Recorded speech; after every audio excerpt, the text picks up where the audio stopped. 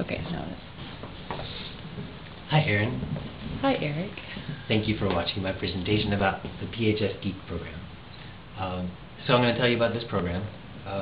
You're going to hear a description of the program, hear about hazardous materials in computers, and how our program addresses that. I'll speak a little bit about financial matters, and then wrap it up with a conclusion. Okay. All right. Feel free to ask questions anytime. You can interrupt and ask me up. Alright, so PHS Geek is a program that we accept donations of used computers, teach students how to refurbish those computers, make them useful again, and then distribute them. So far we're distributing, they're being used in the school, and they can also be sent home with students who are in the program. So this is a visual of how it works. We get donations from individuals and from agencies. They come to our school. The computers that can be refurbished end up in the school or going home with students. We'd like to sell them to the public, but we're not quite there yet. Okay.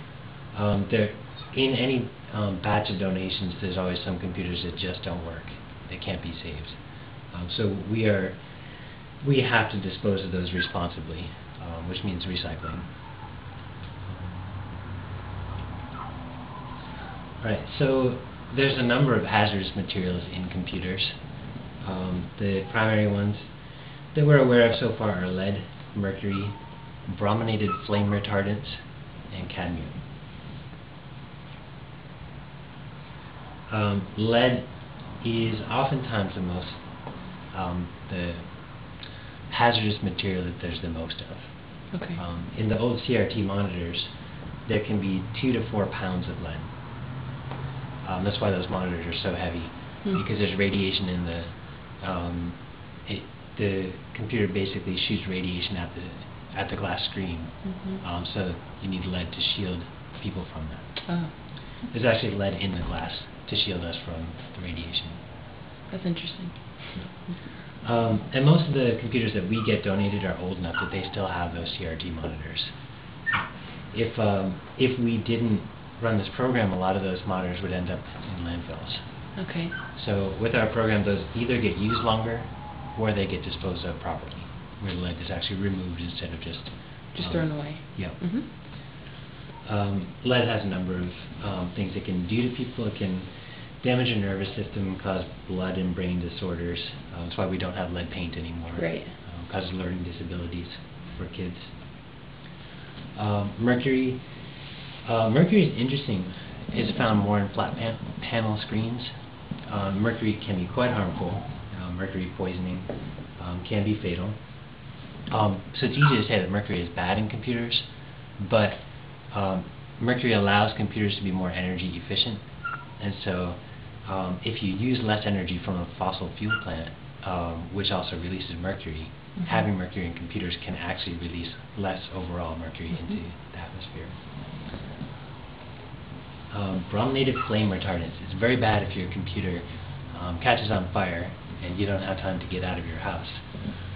So all plastic and rubber materials on computers are coated with flame retardants. If they catch fire, it makes it harder for computers to catch fire, but if they do, they burn a lot more slowly. Right. So you have time to either stop it or more time to get out. But they can be harmful. There's a wide variety of them. The more harmful, potentially harmful flame retardants are being phased out. But there's a lot of this is not harmful while it's a functioning computer, but if it's not disposed of properly and ends up shredded and just the dust can be released into the atmosphere. So a lot of it centers around responsible disposal. Cadmium was found primarily in laptop batteries, nickel-cadmium batteries. They release energy quickly, so you can get a good power source from them.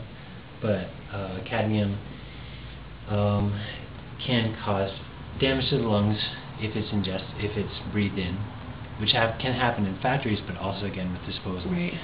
So a way of recycling these materials is to shred them. And if those are not shredded properly, that dust can be released.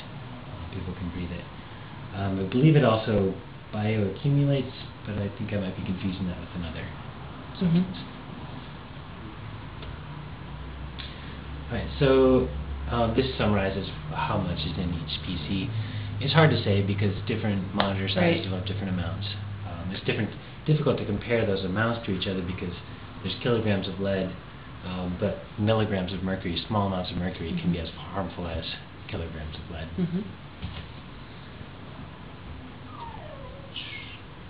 Alright, so if we scale our project, right now we've saved maybe 30 computers.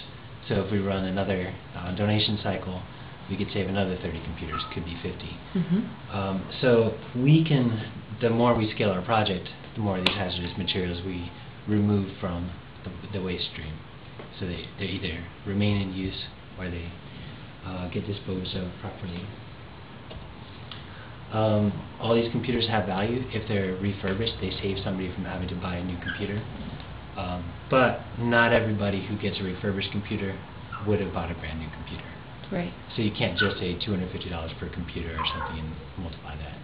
You have to consider the people who might not have bought a computer at all. Yeah. Right. Okay. There's a social benefit too. Right. We will have to pay for the recycling, but if we can manage to sell some of the refurbished computers for even $25 or $50, it'll work out to about $5 of every computer that we use will go to recycling the ones that just can't be used. Okay. So this issue of managing electronic waste overall is pretty significant. In fact, third world countries, you end up with young children who burn old electronic materials just to get, say, lead that can be resold. Right. And they actually use their cooking pots to do that. So ugly, ugly environmental issues. Projects like this do a lot for adding reuse, proper recycling, and raising awareness of those issues. If you have any questions, you can contact Eric. Do you have any questions? Well, the one question I was going to ask is about how do you promote donations? People want to be responsible with their disposal. Right. So one text ad in the newspaper, also given to the radio stations as a PSA, got us 30 or 40 computers. So it's likely that people are holding on to their old computers, not sure what to do with them, and not ready to just put them in the dumpster. Right. Okay. And we're hearing that from people. They're very happy to have a good thing to do with their old computers. And then how do you ensure responsibility around confidentiality or protecting old files or... First of all, when we install Linux on these computers to make them work useful again, that installation wipes out the hard drive. So as soon as we do that installation, nobody can get back to those files. And people have seemed to be really comfortable with that or trusting of that. Yeah, students are good with it. They sign an ethics agreement acknowledging those issues, and when they realize that us building a good reputation means we're going to get better donations, they take it very seriously. Okay. That's all I had. Well, thank you.